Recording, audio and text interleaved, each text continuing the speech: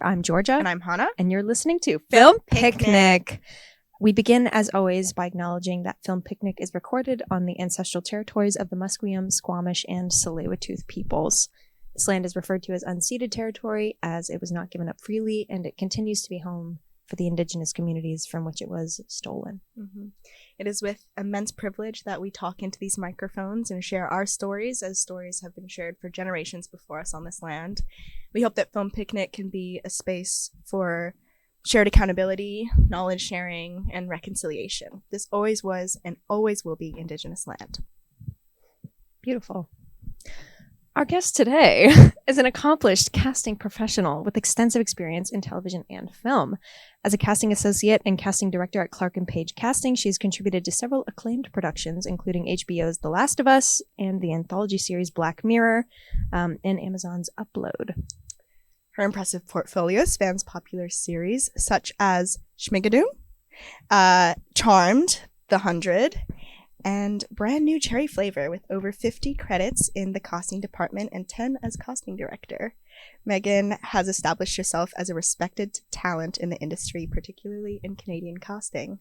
She also has a background in musical theater from Capilano University, which informs her artistic sensibility in the casting process. Her work has been recognized with an industry award, and she continues to be involved in upcoming productions, further expanding her influential career in entertainment casting. Please welcome Megan Bayliss. Oh my God, that was so nice. Thank you so much for being here. I've never heard all of that in one breath, so thank you very much. It's very impressive. Yeah, it feels weird because I feel like I'm very much still a beginner and have a lot more to do. I even looked the other day at my IMDb and went, holy crap, like, yeah, it's a lot. It goes back a decade, and yeah, we were looking at that IMDb there. And so many shows that have had such long runs and also just such success. Recognizable names. Yeah. It's exciting for me. Like, I feel like a lot of films early on when we were doing casting in Vancouver were Hallmark and Lifetime, and there's nothing wrong with that, but I feel like Vancouver has exploded and it's really exciting to be with a casting company that gets to do things like Last of Us and Black Mirror. It's really, really cool. How did you get into casting originally? What was your journey there? Like, how far back in the origin story? Wherever you want to begin. Like you said, I came from musical theater, so I was more of a singer when I was younger. I was singing in the car, I think, and my mom was like, "She's singing," and she put me into choir. I hated her. She put me into choir, and then from there I got private music lessons. And then I started to audition for, shows in my high school. And then, like I was saying to Hannah earlier, after high school, my mom put me into a program. That's so lovely. Yeah. Wow. CCPA, Canadian College of Performing Arts in Victoria. And I was there for a year. And I learned, it was like fame. We were tap dancing in the gymnasium and singing, and we had private music lessons. And I was only 17 years old, and I didn't totally take it and go, this is what I want to do. It was just sort of a thing that I did after school. A lot of my other friends went into serving or other things or figuring out what they wanted to do. And I went into musical theater. The program doesn't guarantee a second year. Okay. So you basically... Is it only 2 years long? It's it might be different now, but at the time it was you get in for the first year and then we see how it goes, and then you can reapply to get into the second year. Oh, which is competitive. Okay. It is competitive. And I didn't like that aspect. That would give me anxiety. Or it kind of came up on me a bit. At the end, I realized that I maybe had not pushed as hard as I should have. The two main directors of the program were dancers, and I wasn't really a dancer. So I felt like after the program ended, I wasn't asked back. And I was like, okay, well, who am I? What do I want to do? And my friend, who maybe also wasn't going to be asked back, mentioned the Capilano musical theater program and said, if I don't get asked back, I'll go into this instead, which was a guaranteed 3-year program. Right. And I'm from the island, so Vancouver was very scary, but Big it was scary to me. Like Nanaimo, you're just like, there's just one road. And I went to a dance competition in Nanaimo once. Did you? Yeah, I did. I went to high school on the island. Nice. Yeah. Whereabouts are you from? Mill Bay. Well, I'm Mill American. Bay. I'm. This is my lord. Doesn't matter. No, I love it. It matters, Georgia. It matters. Yeah, no, I just mean Stories this is your matter. interview. Yeah, I'm American, but I went to high school on the Cool. island. But we just interviewed someone else yesterday who's from the Cowichan Valley, and I'm always like, The island people. We're always islands. finding the There's island people in something- Vancouver. But yeah, so Vancouver was super scary. I was like, wow, there's things happening past 8 p.m. Yeah, This is exactly. crazy. Or the concept of Brecca, like a 24-hour cafe. Yeah. I was like, I'm in the big city now. I loved going to like blends and getting like a hot chocolate at Yeah, 9 yeah. o'clock. Anyway, so Anyway. I went to go blends. I went to Capilano. I got in, Right. and they liked that I had a year already of experience, and I feel like I kind of like had the trial run at CCPA where I like I felt like I could actually do it, and I had the opportunity to grow rather than just like get cut off at 1 year and go, Right. do you want to do it or not? So I Yeah. did the full program. It was very eye-opening. There was I learned a lot, and the competition, that kind of competing, I think at the end of it, I had done at that point 4 years of musical theater, and I had my fill. Yeah. So when I graduated, I didn't necessarily feel like I wanted to pursue it professionally. I got some great opportunities at Cap. I got to be the lead in the final musical. Awesome. Footloose. Oh, I know. It was that's so so fun. fun. It was so fun for our class. My best friend was the male lead, and I got to be the Oh, female. that's so It perfect. was just so much Kenny? fun. What's his name? Kenny? Yeah. Everyone just says Yeah. Kevin Bacon. I think it was Ren. Ren. No, Kenny. I'm so sorry. Kenny was the name of the actor in the Kenny- remake. I'm so Oh. sorry. Sorry, I have Who Footloose I on the brain. love from like So You Think You Can Dance. Yeah. Was it? Anyway. Julianne Ho was on. I saw both of those. Anyway, I was sorry. Okay, Footloose obsession. But yeah, after I finished Cap, I'm from the island, so I was broke and I needed to go back home. So I just ended up serving at home and doing some sort of side musicals. The community knew that I had done musicals, so it was easy for me to do that extracurricularly and get that like soul fill that I wanted while I was making money. And then I met my now husband, who was also just dying to get out of Nanaimo. And we ended up coming back to Vancouver together. And one of his close friends, who does like a lot of my tattoos, his Love. sister is Maggie Backrack. She, I don't know if you know the bear. We know the bear. I actually used the same lenses that they used for my thesis Really? film. Yeah. Cool.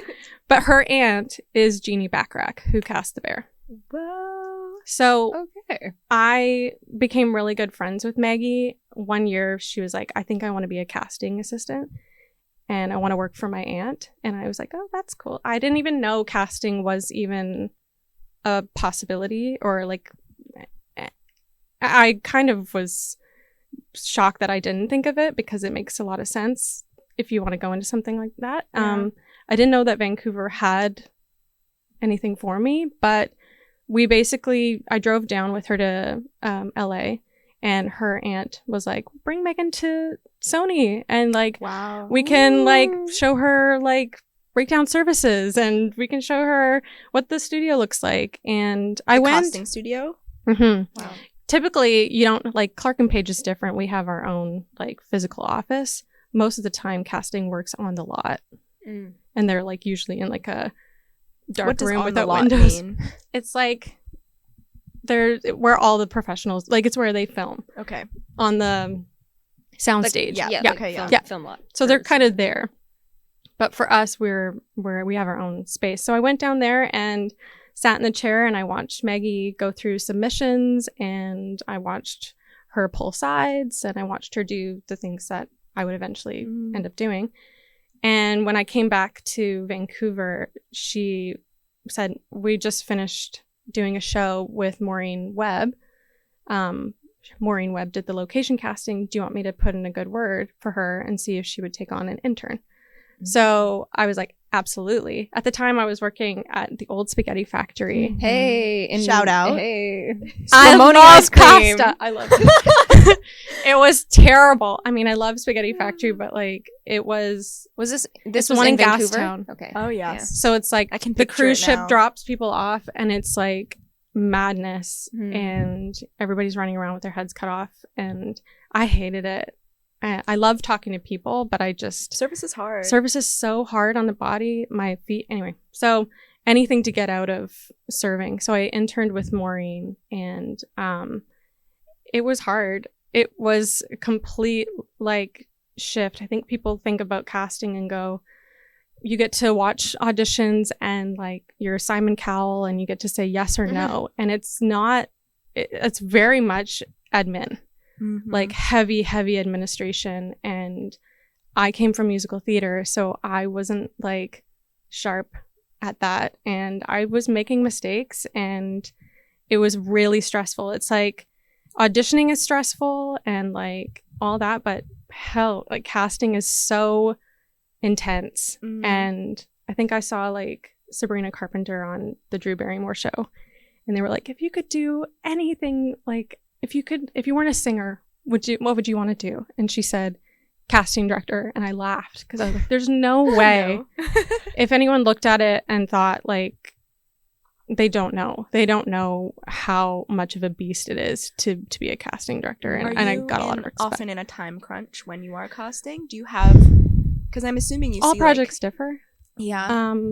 Some like Charmed was like every week we had to cast a new episode, but for Last of Us we had a month. Yeah. So there are positives and negatives to that. Sometimes it's nice to be like have a short runway where they don't have to and ha to. They can't. They have to make a decision. So there's something nice about casting under a crunch, and then there's something really luxurious about getting a month to keep going back to the well and keep like making sure that you cast the right person. Yeah. So there's positives and negatives to both. Yeah. Could you take us through just like what a day in your life looks like as a casting director, or maybe like I wake up. Wow. I'm anxious. Same. when you get to work, yeah. Like what are the day-to-day activities? Because like Well, we talk about this a lot. Like I think the one cool thing about what we do is that it's the same every day, but it's different every day. It's the same process, but it's a different show. It's a different team. It's a different story. It really does depend on if I'm starting a new project. You know, you have the big meeting with everybody. You get on the same page about what they're looking for certain roles. We make sure that the character descriptions are well crafted and are helpful for the actor. Yeah. This is with like director, producers, people at the top. When I'm an associate, I read the whole script and determine what's the arc, what's like, I hate to give actors like too many scenes. It does happen, but it's nice when you just have like one scene where you're with one character and then the next scene is completely different. Yeah. So we try to do that, and then we send out auditions, and when we get them back, sometimes we have big watch parties where all of us watch. Sometimes I'll watch and we'll see someone and go bullseye, and we'll all come around the computer and we'll all watch the actor and get really excited about it. So yeah, I don't know what your question was, but like, is it what's a typical day like? It differs all the time. Yeah. I'm either in session or I'm not. Yeah. If I'm in session, sometimes it's for a couple hours, sometimes it's just for 15 minutes. And depending on if actors decide to come in or not, or if we need them to come in. But try to get out at 6 p.m. if we're lucky, but it never work on weekends? It never, like, we're leaving the physical space, but we're never out of the casting space. Yeah. Like, even when I'm at home watching Netflix or a movie or whatever, I'm always clocking it and going, is this filmed in Vancouver? Is this filmed in Canada? Who's that? Oh, I know that person. Yeah. And go, oh, they're doing such a good job. I didn't know they could do this. And writing their name down, going to work the next day, saying to Corinne and Jen, you have to see this person in this movie. Wow. It's Yeah. never ending. You know, I think that's what I didn't realize when I got into it, was that it was going to be all consuming. Mm-hmm. There have been times where like I've cried at the end of my bed because I'm just like, I can't do this. It's so stressful. They always need something. It's always so demanding of like every part of you. So you hope that you have a good partner that's like able to support you and be there for you, because it's so challenging, but it's so, as someone who came from acting, I really love it because I don't necessarily want to be there anymore, but I know what it feels like to be there. Yeah. And how stressful that is and how much you guys care.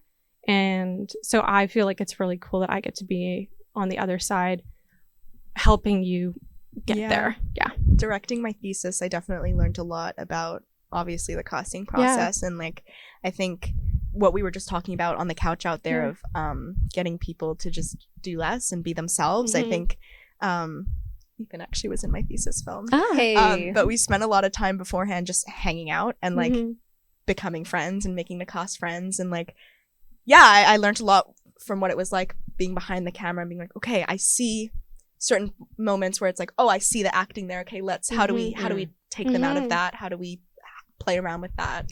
That's so true. And like I was saying to Hannah, I hate saying, can we do it again, but more grounded.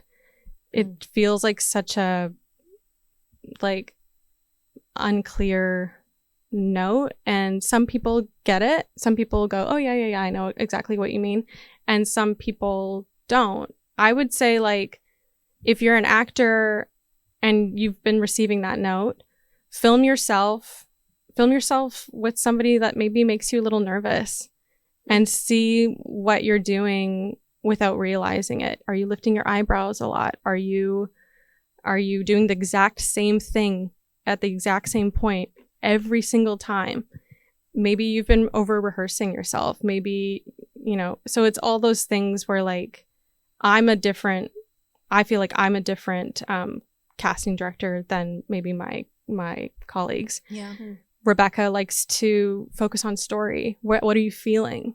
What might you be feeling? And I'm very like, okay, so your mouth is curling up in this part, or let's get rid of this chair or this prop, or why don't we walk in from the corner? I feel like you're just already there in the scene, and that's strange. Yeah. So I'm more like framing, and feeling is more Rebecca's sort of guidance in the room. Nice balance. It is, yeah. I think it's so interesting you talk about first of all, I have so many thoughts. The first thought is, I think it's interesting that you were saying like, oh, it's hard for me to watch movies now, or not that verbatim, but like, I feel that way. Once you see how the sausage gets made, it's like kind of hard to go back and love that analogy. Sorry, I don't, I couldn't think of anything else. But even like I'm a walking IMDb. Like I feel like people will be watching something and they'll go, Megan, who's that? And I'm like, I don't know. Like I don't know everybody, but typically I have to know who people are, because we'll get a prototype. They'll say we want like I don't know, name an actor. Zendaya. We need a Zendaya type for this person. And as a casting director, you can't be like, oh yeah, and have no clue who that is. You kind of have to be tapped in to everything. So like my hobby is watching films, and anything that is released, good or bad, I'm watching it. And it's a good way to like understand tone and go, this is more HBO. This is more It's not TV, Fox. It's HBO. Sorry, we were just I meant, Is that their phrase? I think that's like their catch. Oh, you guys don't know. Actually, Sorry. I do. I am think having a that's moment. their where, their catchphrase. Yeah. Is that's how they like differentiate themselves as a network. They're like, it's not TV, it's HBO. Nice slogan. Log on. So I have HBO on the brain because I'm in this melodrama class right now because I'm in cinema studies, and we were just analyzing Euphoria, and watching Euphoria. Yeah. And anyways, on the Zendaya note, are there a lot of do a lot of your colleagues also come from acting experience? Mhm. Okay, Rebecca comes from Rebecca's also from Australia, which I'm like, she is. yay. Yeah. shout out. Rebecca's the best. She talks about like techniques all the time, and if I'm being honest, I don't. I'm more about just simplifying things, and like I think that it's the actor's job personally to do the work. They're not coming into the casting office to have a master class in Stanislavski or whatever. They're coming in to have already done their work, present it to me, and I can do some minor adjustments. But if you've barely done anything on the back end, it doesn't feel useful of either of our time to.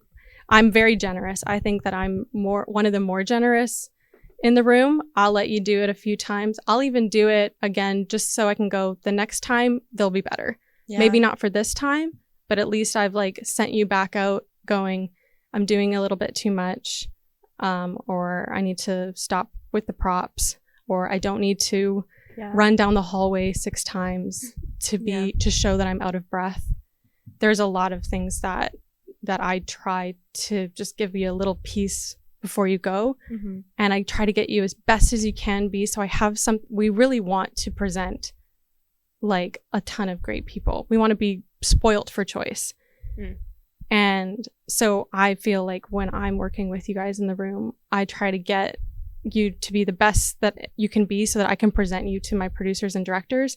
Or if not that, the next time you come in, you're even sharper. Yeah. So it's tough. That feels like a really kind. I mean, really in my like one experience of coming into the room, I definitely felt that. Like I really appreciated you giving me the chance to like do it again and like give your thoughts, and I felt like I took a lot away from that audition. Yeah. But then there's some people that come in and you're going, you can immediately tell, oh, you don't want to hear anything I have to say. You've already decided how you want to do the scene. And that can be frustrating. And those are things that we kind of go, okay, noted. Yeah. And then we may not bring you in again. Yeah. Or we might go, how is this person going to be on set? Yeah. Are they going to do that to the director of The Last of Us and say no to your feedback? Yeah. So it's every person, every part of a team. Same thing when like if your boyfriend or girlfriend treats a server like shit. If you treat the assistant like shit, if you treat the associate like shit, it gets back to the casting director. So always come in, be professional. If someone's giving you feedback, go, what a blessing that I'm getting to do this again. And not just being like, yep, thanks, next. Yeah. So I'm sure that does happen. And I feel like there's a maybe stereotype that casting is maybe can be cold. I don't know. Yeah. But I mean, I think we talk about that a lot on our show, and just being like the phrase I keep using is being a pleasant person to work with. Like the whole process, whether it's casting or working in any sort of team environment, specifically in creative roles, it is about being a person that's like other people are able to work with or want to work with. Yeah, definitely.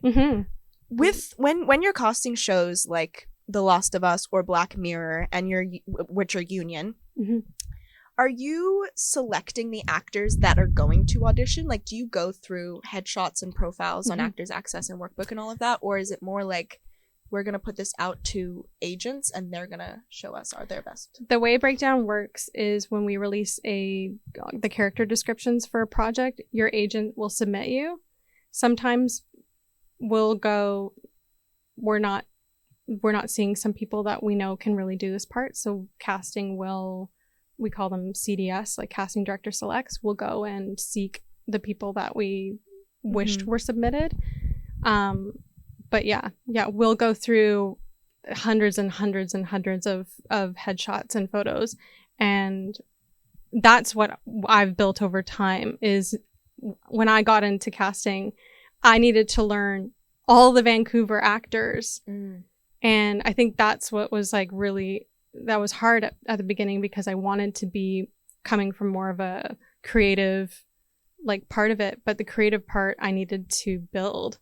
and watch people's tapes and go, okay, that's a really great actor. We should see them for this part in the next thing. And so that took me years to know all your names and know what you're able to do and go, okay, this person could do a lead role and this person maybe should stay within the maybe 5 lines, 6 lines, and knowing when that's appropriate and not. So have you watched actors like develop over time Yeah. in that time of being Recently- like maybe they're better for 5 lines? Recently, someone came in and really blew me away. Someone who we had always sort of had in like an area and came in and was like fully off book. I think it was like 9 pages, fully off book, supernatural, really still. And I was blown away. And I went out into the casting main office and I let Corinne, Jen, and all the girls know, you have to watch this person. Like, they're awesome. really doing the work. And if it's not this part, like, at least like we all know that they're doing the work and keep them in mind. Yeah. That's awesome. It's really, really cool. Yeah. How does your approach change when you're casting a project with very specific character descriptions versus something that's maybe a bit more open-ended or open to interpretation? Like if it's like a smaller part, or If it's maybe either a smaller part or just like I would If assume you're basing it off a book, for example, yeah, that right. has a very Like specific. if there's a given context and a given kind of like role versus something that's being if it's written. like a specific, like if it's based on something, I mean, those are barriers that we have to stay within. We don't often, it's very open, more so now, where so the person was this certain way in the book or described this way in the book or whatever. That's not necessarily the case here in this new adaptation of it. And has that been a change? I think casting's responsibility is to go outside the box and go, okay, so this person was male. Why does that have to be the case? So there are a lot of times where casting will change and just go, I know that you said that this character should be male presenting, but what about Gabrielle Rose? You know what I mean? And change their mind and change their view of what they think that they want. I think that is our job, is to push the boundaries. Does that happen because does that happen when you see a specific actor and you're like really blown away by them, and then you're feeling like, oh, I need to advocate for this person because they should be in this role? Or is it maybe more it's less of the role it's itself? less deep, I think. I think that I feel like we always want to put forward the best people, right? No matter what. Yeah. So if there's a leading role that could shift to a different gender, why not present our best women? I feel like the women are really killing it. They're fantastic. So why not do that? Yeah. Why not say, let's change it up? Yeah. Have you kind of seen that shift over your time in casting of maybe like diversity and inclusion changing or just access in the casting process? Well, absolutely. Like we just finished casting the Vince Staples show and primarily Black cast. Love. And that was so cool and so fun. This sort of project helps us get to showcase and highlight people that maybe don't get those big, large roles. And so when it's a primarily like Vince Staples show, that was really fun for us to get to do that and to see more of those actors get those opportunities. I do feel like it's changing. Yeah. When I did an MOW recent, or no, not even. Oh, it was a Lifetime. And Troy Scott was the director, and it was an entirely Black cast, and it was like maybe not entirely, but majority, and it was just a very different feel, and I really appreciated that space. It was so awesome. I was like, oh my gosh, on like, an MOW, even just like the hairstylist doing some fun stuff with my hair, and that I felt that difference, and that was really a great experience. The Mary J. Blige. Yeah, it was. Yeah, cool. Yeah. No, I do feel it's changing. Yeah, it's exciting. Feels good. It does. Yeah. Kind of a basic question, but just like, I would love to know, do you have a favorite project that you've worked on or something that you were like so excited to be a part Can of? you say?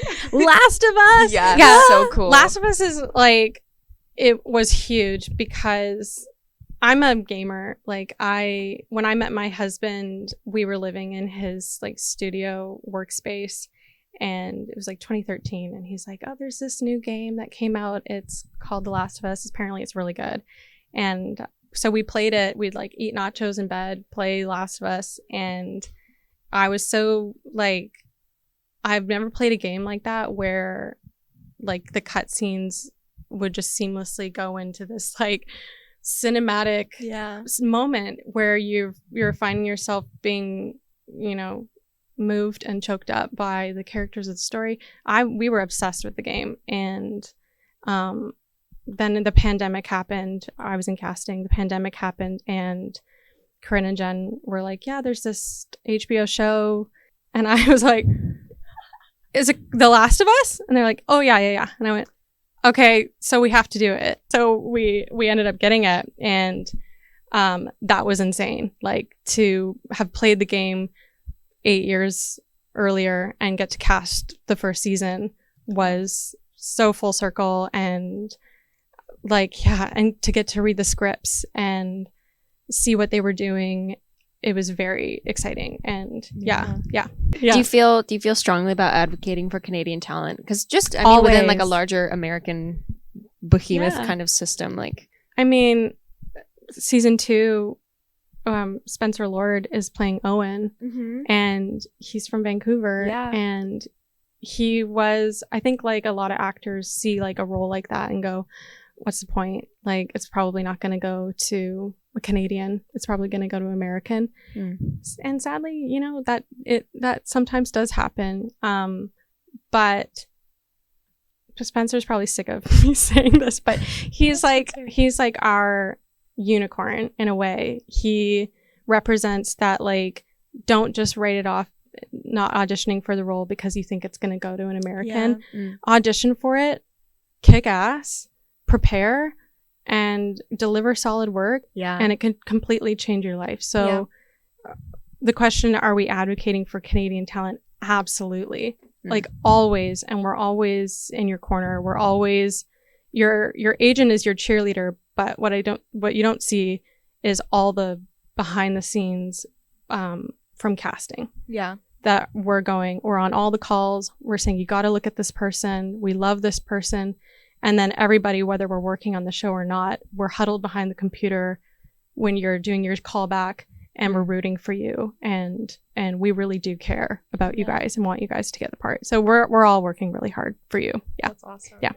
So lovely. Yeah. I met Spencer last year at Crazy Eights. Yeah. And then someone was like, oh yeah, Spencer's going to be in the next season. Oh my God, that's so cool. I love that. Yeah. Yeah. It's really inspiring. And talking to him, like, good coaches, the people that coach him, the people that he surrounds himself with, it really does matter who you learn with, who you train with. Yeah.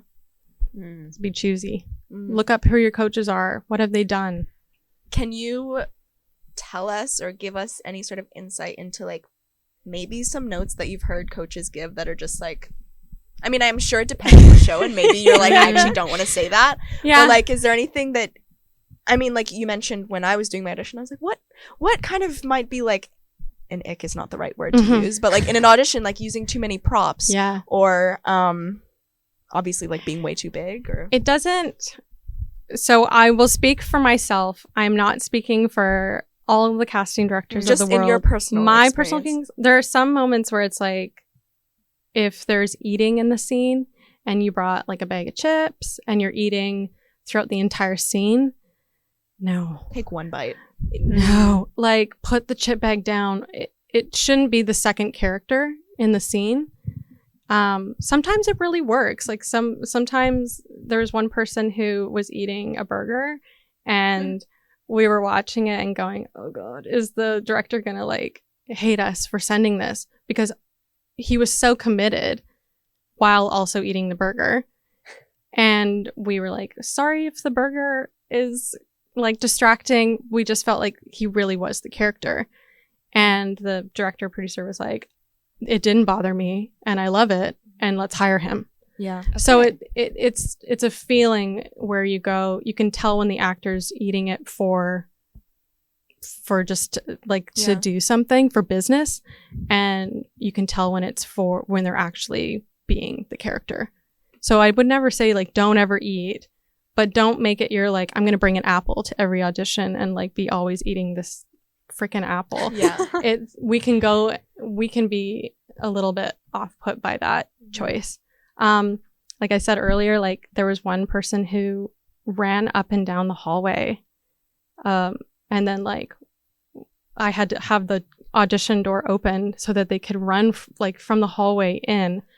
And I was like, oh God. I was like, I love that that's how you need to like get out of breath, but like you've completely disturbed everybody on the floor, and all the actors in the waiting room are now disturbed by the running. Yeah, it's like you're already hearing someone else's audition. Yeah. And I don't know if that's like a coach going like right before your audition, if you're in a chase scene, like do 10 push-ups. If you're doing push-ups in the room, sometimes we can be like, you're holding us hostage to your workout. Just do it. Goodness. And for me, it's like from coming from musical theater, I know that I can be out of breath without doing 10 push-ups. Yeah. So to me, it's just like my eyes roll back in my head a little bit when I see the too much of it all kind of stuff. I mean, like I said to you, doing less, do less. I think in all the new shows that we're casting, the trend has been subtle. And when I was in school, like we're auditioning for leading roles. The fact is that we're not always auditioning for leading roles here in Vancouver. Sometimes it's just the guy that comes on and says, here's your bill, and leaves. And so when a coach says, how do you stand out? We don't want you to stand out when you're dropping the bill off at a table. Yeah. You are leading the story into the next scene, and it needs to be relaxed and grounded and real. And I think those are like what actors, those are the toughest roles for us. A lot of actors get at least a minute and a half to drop into it. So I think when actors are learning, I think learn to do a one-line role and do it convincingly. And yeah, because that was so tough for us. Didn't you have a one-line role in The Flash? Did you? Or am I I making had this up? actually 4 lines, but awkward, the final sorry. cut. sorry. But it ended up being whoa. Wow. Yeah, that was my first like TV role. Yeah. Or even like being on a set that wasn't a commercial. Yeah. I was like, oh my God, this is so bougie because it was The Flash. Yeah. But that was really fun. Sorry. Yeah. Oh, that's okay. You said Mm-hmm. when we first started talking that Vancouver is, I can't remember the word that you used, but like booming or something like that. Mhm. Do you think, I mean, there was the strike, there's so many different, I guess, perspectives of the industry in Vancouver. Yeah. But from a casting perspective, do you feel like there is a lot going on right now, that there's not much going on right now? I think that Clark and Page has been really lucky because we have such like ginormous projects on our resume. When things do film in BC and Canada, they knock on our door. And so for us, we're feeling the phone is ringing, and that's exciting. Yeah. That's exciting. Yeah. Exciting for actors too. Yeah. Exciting for me. Like Yeah. I would obviously love to like be a casting director and be doing more of my own films with my partner, Rebecca. But the cool thing about working for Clark and Page is that while those indie things do come up and come on our table that we're allowed to do, Yeah. I'm getting to do things like Black Mirror or Last of Us or Schmigadoon and get to do these really cool shows that people want to watch. Yeah. And that's been really cool for me, Yeah. is to get to be on these really epic shows. Like your friend that walked by and said, Yeah. I Everyone was love like, oh my gosh. it makes The Last of Us. we're in our little box every day. I don't, it's really, it made me feel really good. Yeah, and you went to the Emmys for that? Yeah. Was it for The Last of Us? They were Corinne and Jen were nominated for an Emmy. I got to go. Wow. Yeah. And because casting associates don't get Emmys, which is a shame. But but I got a CSA award, a casting award for The Last of Us. Yeah. So there are these new perks that I didn't know Canadian casting would ever get. So we're getting to see that. It's really cool. Before we take a quick break, do you want a bake. A quick bake. Oh my god. That didn't me. that was break. I shouldn't have. No. It just made me laugh. As you should, please. Really quickly on Schmigadoon. Mm-hmm. That is a really star-studded cast. Yes. Yeah. How do you navigate getting Canadian talent in there that's maybe not like top tier talent? Or let me George. Whoa. Let's rephrase that. I'm so sorry. I just mean I feel like there's you have to find a balance between celebrity, like these big A-listers in the cast, and then you have people that are maybe not on that kind of A-list level, like not as known. Yeah, not anything to do with ability, but just like maybe don't have that kind of relationship established yet. Mm-hmm. I don't know. Do you feel a kind of tension, like, because I know there are to some degree politics of you need this many followers, or you need this kind of acclaim behind you in order to like get into some kind of production like that. Do you guys navigate that world? That's not my experience. Like sometimes I did an indie where I was saying like how many followers people had, just because in some cases you're like, this person's like incredible, like from Vancouver, they've done all these other things, but they're not necessarily name recognizable. So we do everything we can to I do everything I can to prop up somebody and be like, here's their enormous resume, here's their enormous following, like come on. Like go with them. But I wouldn't say that the followers thing is any sort of thing that we, unless we're like really trying to convince someone, we have to go and they have so many Instagram followers. It's not really the thing that sells somebody. It's the audition, it's the meeting that they have with the producer director that goes really well.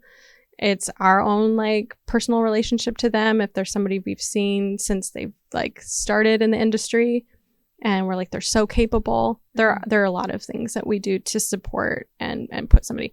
In terms of Schmigadoon, like I came from musical theater, so I know that would have been so exciting. It was really cool to be like, I know what like this person can sing, and I can tell like they've got the voice to be in the chorus or to do the one little line that they have about corn pudding or whatever the song was. The aesthetics of that dancing, show was so fun yeah. But we were really lucky to get Schmigadoon because it was, I think that was pandemic, and New York was shut down, and I think they were going to film it in New York, but they couldn't, so they filmed it on a soundstage in Vancouver. So Kristen Chenoweth, Alan Cumming, these massive like musical theater talents, we probably wouldn't have gotten that show had it not been for the pandemic. Wow. Yeah. Pros and cons. And so it was really cool to, like, I have a lot of friends who are still in musical theater, and really cool to audition them and see them potentially get to be on set with these like people who, when I was going to school, like we just idolized, and so that was really cool. Yeah, it was a really fun project. Yeah. Wow. Yeah. That's awesome. Should we take a quick break? Let's do it. We'll take a quick break and we'll come right back.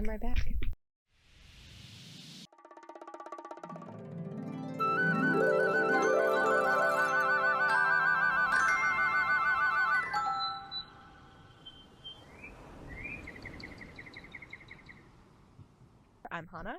And I'm Georgia. And you're listening to Film Picnic. We are here with casting associate and casting director at Clark & Page Casting, Megan Bayliss. Megan. Black Mirror. Yeah. Black Mirror. A new episode, a new season is coming out? A new season's coming out, which is, I feel like they took a break because of the state of everything. the world. They were like, it's too close And they're to like- reality. because they were like low-key predicting things, and I was like, this is I scary. know. yeah. I bet you they were just like, "Ugh, the world is just not going to get better. We just need to keep pumping out more seasons. Well, then I'm like, when did the Twilight Zone end? What made them stop the Twilight? Because those are like pretty parallel to one Yeah. another, right? Like Yeah. same kind of like single I would say so. episode narratives, like about meta. Early themes, 2000s did it something. end? I don't know. I don't Maybe. know. I never watched The Twilight Zone, I didn't either. but Okay. it was very Maybe I scary. should. It felt very scary to me. Yeah. Well, in the same way that Yeah. Black Mirror feels Yeah. scary because it's it's so talking scary. about Yeah. It's so it's good. commentary on, Mm-hmm. on real things. I remember watching the first episode with No, always was- skip the first episode. That oh was my god, the crazy. Prime Minister and the pig, Yeah. and That I was was just like, wild. But yeah, no, that show has been just like The Last of Us. It was so. As soon as they called, it was very exciting to get to cast an episode for the new season. Yeah. Which episode did you guys cast? Common People. Common People. Rashida Jones, Chris O'Dowd. It's gonna be very good. Yes. I love both of those people. Mm-hmm, mm-hmm. Yeah. And the cool connection with that was Jeannie Backrack. She Right. is the U.S. casting director for that episode, Yes. and it was another full circle moment getting to when I was 23, going down to the Sony lot and getting to meet Jeannie and see what they do, and Yeah. then how many years later get to do a Full show with her. circle. Yeah. Full circle. That's so It was really lovely. cool. Does the casting process differ in a series that is so different per episode? I mean, I guess since you It's almost like Cast one casting a episode. pilot, yeah. which we do often. Yeah. You pour everything you've got into one episode and then it's done. So it's kind of nice, especially with Black Mirror, where you get to have that on your resume now, but it's not like a 8-episode series. Yeah. You just get to do one and done, kind of like a very short. Do they work movie. with different casting directors per I believe episode? so. Yeah, Interesting. I guess that's probably an intentional choice Yeah. to get different. they have different filming locations in Yeah. the UK and because it's you also know. different directors, is it? Yeah. Not, yeah. Mhm. That's so interesting. Mhm. I love the blend of talent, and I love the way that it kind of all comes together in a Yeah. cohesive way. But again, I think that's probably back to the themes of Black Mirror. Mhm. There, Mhm. so Mhm. our world Intense. imagined in a different I way. Oh know. my goodness. Does the quality of the actors' setup, like self-tape, if they're doing self-tape, does the quality of that setup affect your, I guess, perception of their tapes? I mean, to a certain degree, maybe you try not to let it. If the but- tape is like grainy as like no. yeah, Like there are some things we can't look past Mm. and go like, filmed on a microwave. I'm never gonna be like, On a you microwave. need to have like this full setup in order to, it really is at the end of the day the acting, Yeah. I will say. But there are some things that we do notice where we're like, why is like the cat running around in the back? Or there are things that are distracting, Yeah. of course. But when we say to self-tape or whatever, we just say it doesn't need to be a full-blown setup, just a blank background, like stand in front of like a wall that doesn't have anything on it and stand with like the window in front of you so that the light is on your face. Yeah. That's kind of it. And then, but then there are some actors that choose to go to Studio 3 Media or something like that and have a Mhm. better, and it does look great. I'm not Yeah. going to lie. It looks great, but I wouldn't say we hired somebody who filmed, it was an older man. He filmed his Bless him. audition on his like flip phone Bless in the him. mall. That's And he kind of got the part. That has its own character. And That he got the differentiates part. itself. Talent speaks for Yeah. itself. And he got the part. He was committed. He did Wow. it. Yeah. So In a it mall. yeah. Was the mall part of the like And it was, like, scene, or was it just No, he was just happened to be at the mall, and he did the scene. Who says mall culture is dead? I know, Who says malls are dead? but he did it and got it, and it was like not the greatest like image, but it was good enough, and he was committed, and he got the part. So Wow. you can do what makes you feel good. Do what Yeah. makes you feel confident in your tape. If it is you seamlessly going in from a title card and out of each clip, go for it. But when we're in the room taping you, we do a start and a stop. There's no fade in, fade out. There's no title card. So if you want to do that to pretty it up, go for it. If you want to add in sound effects, go for it. But at the end of the day, it's the performance and it's us believing you in this character. Do you have, maybe as a final question, unless you have any, Yeah. what would you say, because our listeners are typically emerging filmmakers, Yeah. emerging creatives, what advice would you give to someone who's either trying to get into casting or maybe like actors who are just starting out in the industry here in Vancouver? To get into casting? Or for casting? Yeah. Yeah. Advice for the up and coming. If you wanted to get into casting in Vancouver, it's really hard. It's really hard. I think the reason I was able to get into it was because of who I knew. Yeah. It sucks to say it's who you know, Yeah. but if I didn't have the connection with Maggie to connect me with Maureen, I would never have probably gotten into casting. Yep. So go to events, go to Crazy Eights, go talk to people in the industry, make a good name for yourself. Yeah. If you end up meeting somebody who has worked on a show with Candace Alzinga or with Tiffany Mack or with Maureen or with us at Clark and Page, that reputation, build that up, and you have to work really hard. It's not it's not just clicking on people's faces and going, I like you, I don't like you. It's so much more than that. It's navigating personalities, navigating producers and directors' egos. You know, it's so much more than what you think it is. And I bet that's with every department. That same realization happens. Yeah. But if I knew what I knew now, how hard it was going to be, I don't know if I would have done it. Now that I'm here and I'm getting to do these like nice shows, of course I look and I go, thank God I stuck with it. Yeah. But at the time I was working on some maybe not as exciting projects, busting my ass, and it didn't feel like I was getting what I thought I was getting out of it until year 8 or 9 or 10. So if you've got the longevity, if you've got the skin to get through it, casting can be very exciting. And yeah, I just hope that for an actor getting into acting. Any advice from the casting? It sounds like be tough, stick with it. Maybe stick with it. Or if you're getting into acting, going back to the coaching, if you always train and make sure that you're surrounding yourself with people that have done things that you like and respect, look at their resume, see what they've done. And, you know, my biggest thing is your coach should never make you like scream your head off or say the F word or the C word or whatever just for shock value. Get somebody who's on your level, who helps you discover things about the character, small or big, and you can feel like they're rooting for you. I would do like private things, private coaching rather than in a group. Sometimes I feel like the group, sometimes the groups are like so large. They're too intense. Like 2 minutes to do your thing, and it's not really. Yeah, I think that's great advice. And going back to your note of like knowing people and putting yourself out there again, we talk about that so much on our show. Is just saying hello appropriately and in the appropriate way. Yeah. But going to those events, those mixers, Crazy Eights, festivals like that is just such a great opportunity to lean in with curiosity. Yeah. Engage with the community. Yeah. And ask those questions. Yeah. And find out what fits and what feels good. Yeah. Yeah.